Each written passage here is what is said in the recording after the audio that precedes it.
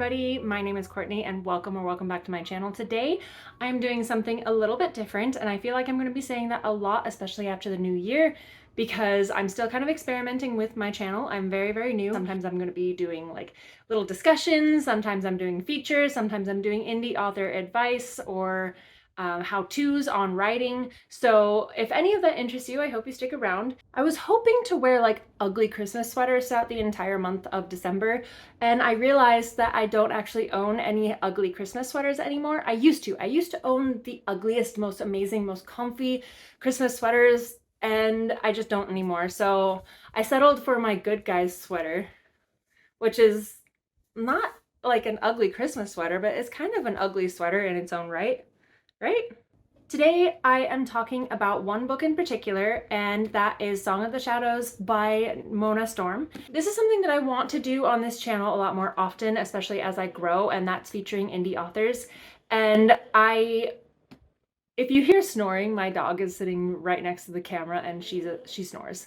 And she's very snory right now. Song of the Shadows is a dragon shifter romance, and it is set in a fantasy world where the author goes in depth about how the politics work of this world and how there are different cultures.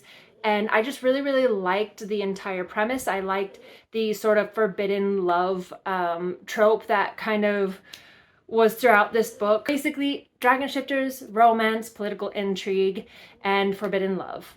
And I don't really want to say more than that because I really think you guys should read it. If you are a reader who likes to give indie authors a chance, I just really think this is an underrated book, and I think it needs more attention, and I really enjoyed it. I believe the second book is coming out in January.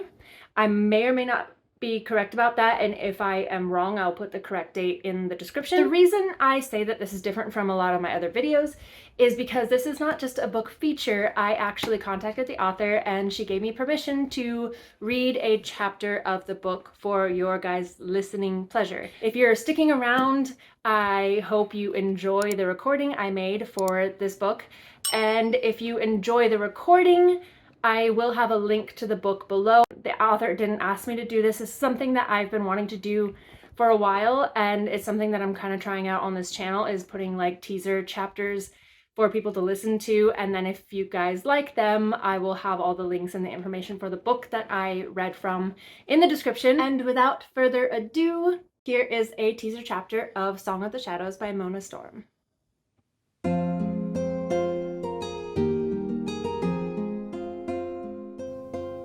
Tobian Bolton was the single most irritating man I had ever met. His misty black wings flared slightly and tail swaggered as he led us into the old mine shaft, while his shades danced around him. I didn't have time to dwell on what just happened. Mother kept glaring at me. I knew I had screwed up by exposing my magic in the market. I couldn't help it. The man just had me so flustered. We stopped in front of an enormous set of heavy wooden doors that were propped ajar. Just inside was a large room with another set of carved wooden doors with two huge gray-winged dragonkin guards in front. I smiled. The dragonkin looked just how I imagined they would. Tobian turned to us. "Please wait here. I must announce your arrival to the matron. She'll receive you out here once we've figured out the arrangements." He addressed my dad. "I'll collect shale for you." The two guards nodded and opened the doors. Their uniform was plain gray with a simple sword at the hip.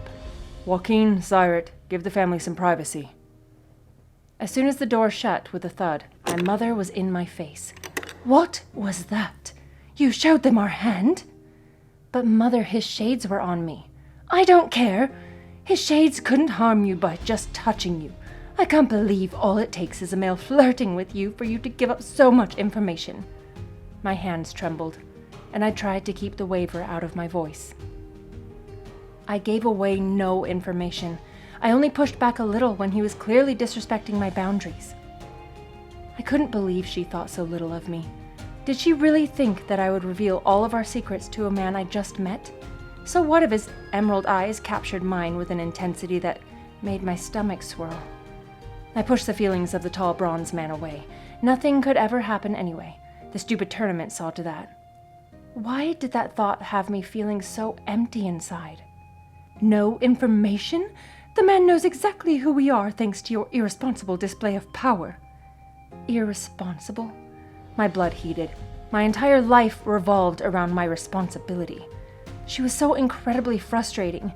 If I had allowed the Nocta to fill me up with his shadows, she would have had something to say about that too. There was no winning with her, only weathering her storms. My whole life was spent trying to please her, yet nothing was ever good enough. What was I supposed to do, Mother? Not forget all of your training as soon as a man looks your way. What are you going to do on the Gold Coast? Her voice cracked like a whip.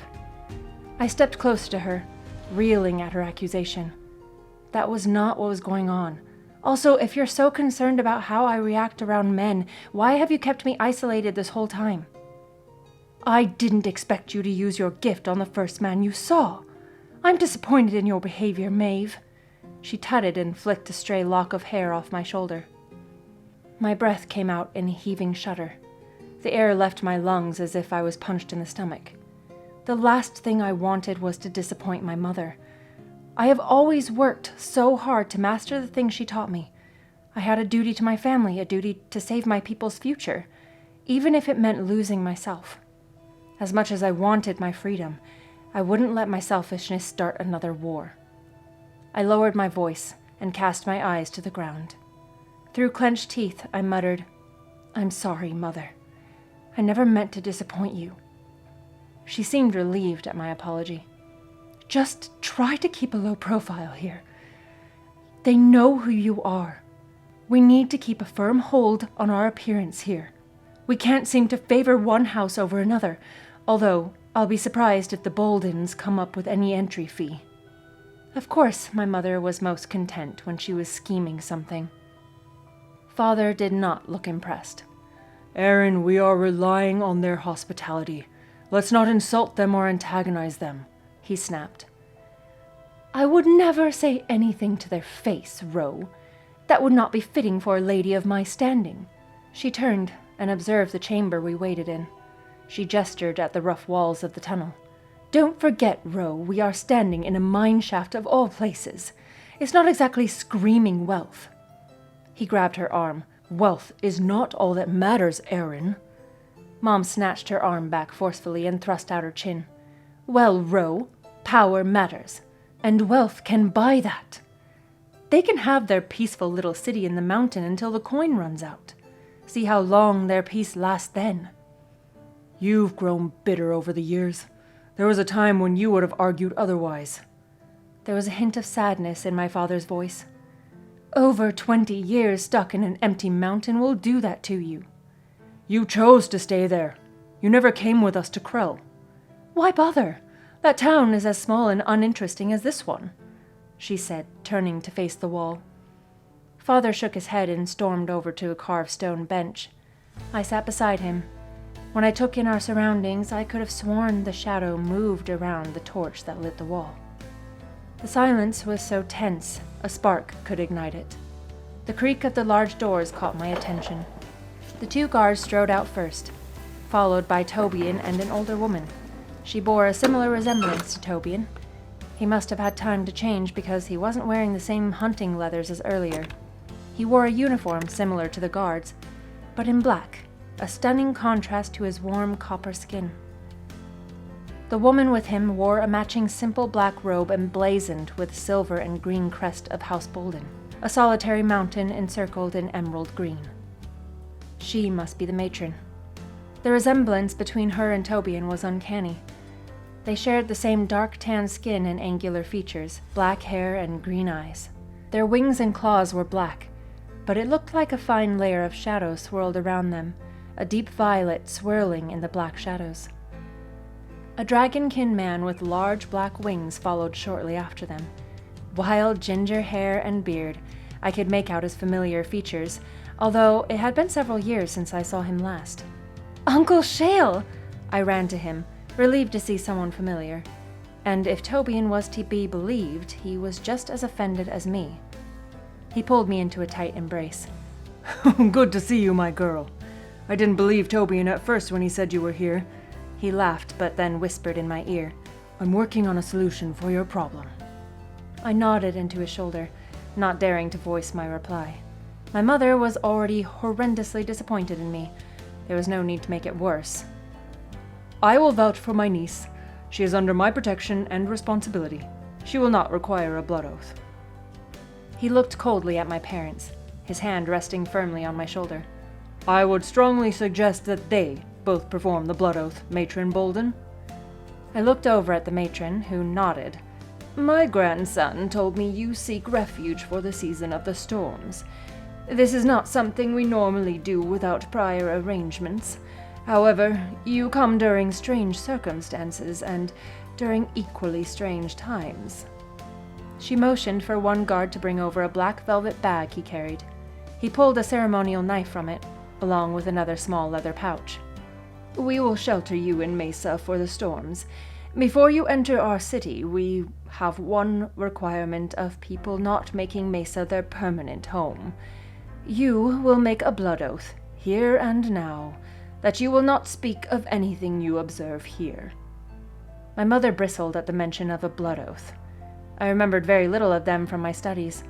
Nocta were not common, so the information in the tomes was incomplete to say the least. Matron, I'm sure this is unnecessary.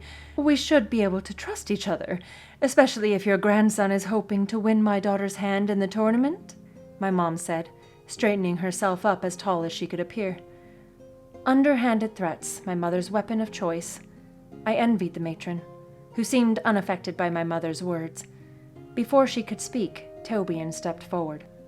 I would like to be very clear on this matter. I will not be entering the tournament. My stomach twisted, and unwanted feelings of disappointment rose. I pushed them down. This shouldn't bother me. I wouldn't let it bother me. Why should it bother me that a man I just met, and I found incredibly irritating, was saying he didn't want to fight for me? Probably because I have at least met him. The others were all a floating void of unknown. That must be it. He cleared his throat to catch my attention directly. I will not involve myself in a barbaric practice that I am fairly convinced the prize is being forced into. He said the word prize with such venom that my breath caught. I was not sure whether I respected the man for his honor or hated him for throwing me to the wolves like everybody else. If all the men with a conscience refused to compete, that left me with the worst of the leftovers to deal with. I didn't know what to think anymore, or feel for that matter. When the numbness offered its smooth embrace, I leaned into it. This entire process would be easier if I felt nothing. My mother scoffed. This may be the only chance for you to secure a bride. Think of the future of your house. Rest assured, I am thinking of the future of my house. I would not want to tell my potential offspring that I forced an unwilling woman to my bed. That is not the legacy I wish to leave behind. Tobian held up his hand, signaling this conversation was over. My mother, however, could not let the matter go. Maeve will accept the man who wins as her husband. She has been raised properly. She knows it is her duty to carry on her species. I stared at my mother, barely believing the words coming from her. Was that all I was to her, a walking womb? I clenched my jaw and blinked, trying to hold back the tears that burned at the corner of my eyes. My uncle's arm around my shoulders tightened. Tobian sighed and ran his hand through his wild hair. How romantic, seeing how she has no choice, she is being forced.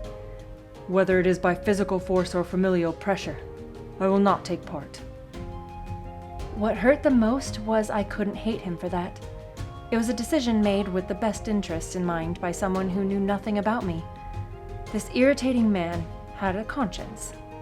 Now that my grandson has clarified the matter, let's get to the blood oath. It's quite simple.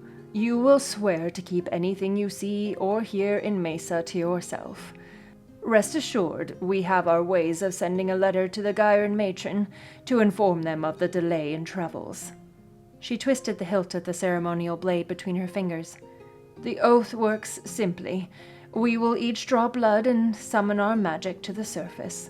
I will bind them in the shadows, and a rune will appear on your skin as a reminder. If you choose to break the oath, you will find yourself unable to find the words. Even if you try to speak of it, you won't be able to. Now, make your decision, as I have a city to settle." Father stepped forward while Mother glared at him. He took the knife and cut a line in his palm. The matron did similar and sprinkled black powder on both. My father's fire magic flowed from the cut, entangling with the dark shadows that seeped from the matron's hand. "I swear, by my blood, to keep everything I see and hear in Mesa to myself." "I accept your oath, Roe Nightbriar."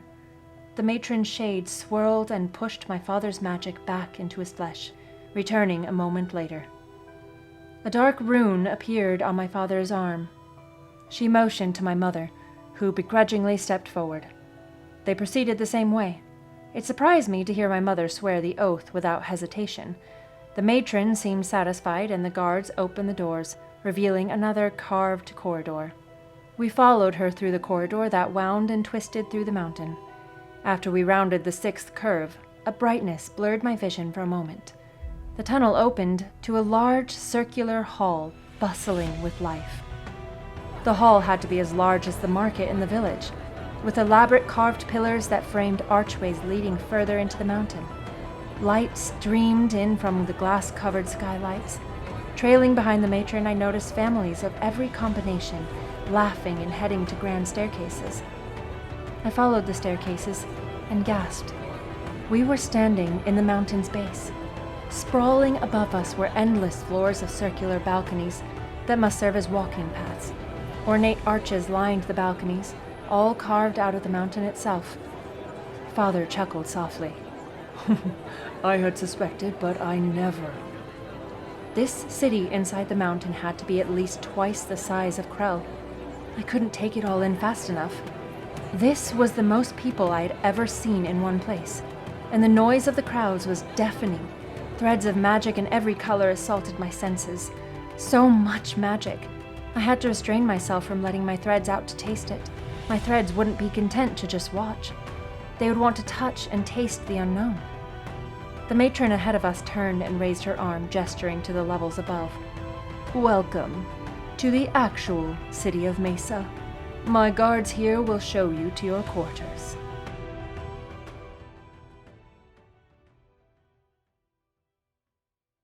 So if you guys enjoyed that, please leave a like, leave a comment, subscribe if you haven't already. It really helps me out. I am a small romance booktube channel that is growing slowly, and I would love if you guys stuck around for future videos. If you enjoy audiobooks, I actually wanted to just give a heads up that I do have an audiobook out, narrated by me, written by me, and that is Feeder, which is on Audible by Courtney Lee. I will also have a link to that in the description if you guys want to check it out. If you don't, no worries. There is no pressure, just a little bit of pressure, but not really, like, not bad pressure. Good friendly pressure. But anyways, I will see you guys all in the next video. Bye!